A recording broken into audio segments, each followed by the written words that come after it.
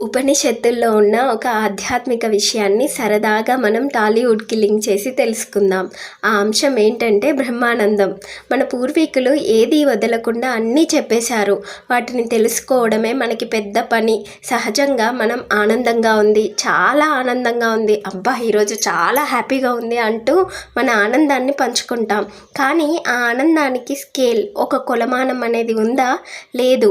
కానీ మన ఋషులు మనిషి నుండి మొదలుపెట్టి బ్రహ్మజ్ఞానం పొందిన జ్ఞాని వరకు ఉండే ఆనందాలన్నిటికీ ఒక కొలమానం ఇచ్చారు. అదేంటో చూద్దాం. యువకుడు ధార్మికంగా సకల భోగాలు అనుభవిస్తూ ఏ చింతలు లేకుండా ఆరోగ్యంగా ఉండడం మనుష్యానందం అని అంటారు.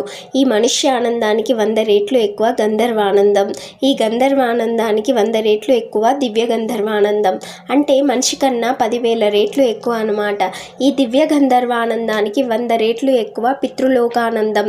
మనిషి కన్నా 1,000,000 టైమ్స్ ఎక్కువ. పితృలోకానందానికి 100 రెట్లు ఎక్కువ అజానజ దేవతానందం. మనిషి కన్నా 100 మిలియన్ టైమ్స్ ఎక్కువ.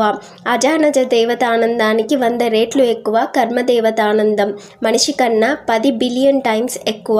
కర్మదేవతానందానికి 100 రెట్లు ఎక్కువ ఇంద్రానందం. మనిషి కన్నా 1 ట్రిలియన్ టైమ్స్ ఎక్కువ. ఇంద్రానందానికి 100 రెట్లు ఎక్కువ బృహస్పతి ఆనందం. మనిషి కన్నా 100 ట్రిలియన్ టైమ్స్ ఎక్కువ. బృహస్పతి ఆనందానికి 100 రెట్లు ఎక్కువ ప్రజాపతి ఆనందం. మనిషి కన్నా 10 క్వాడ్రిలియన్ టైమ్స్ ఎక్కువ. ఈ ప్రజాపతి ఆనందానికి 100 రెట్లు ఎక్కువ బ్రహ్మానందం. ఇది అనంతమైన ఆనందం, లెక్కకు కూడా అందదు. బ్రహ్మానందం అంటే కేవలం బ్రహ్మ మాత్రమే పొందేది కాదు. అంతటా వ్యాపించి ఉన్న బ్రహ్మమే తాను అని తెలుసుకున్న మనిషి కూడా ఇది అనుభూతి పొందొచ్చు. అంతటి బ్రహ్మానందంలో మునిగి తిరిగిన గురువులు, ఉదాహరణకు రమణ మహర్షి, రామకృష్ణ పరమహంస లాంటి ఎందరో మన దేశంలో తిరిగారు.